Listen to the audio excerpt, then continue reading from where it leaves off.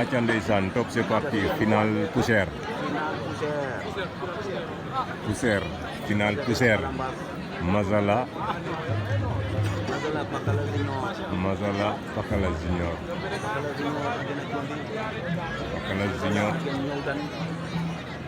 Pakala Junior bu Thiomby Mazala bu Niodiane Pakala Junior à droite Mazala à gauche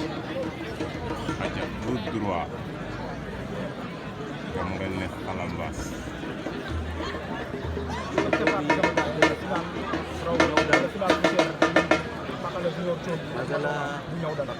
Pakala Junior moo def kenn ci bopp bi Pakala Junior ñëw daan moom lañu jàkkaar loolu Mazala ñëw daan ko baru ñu saabu dano Mazala Pakala poussière yi mag nañu raw ko di mën a poids léger waaw poussière yi noonu la boo leen xoolee xam ne ay xale lañ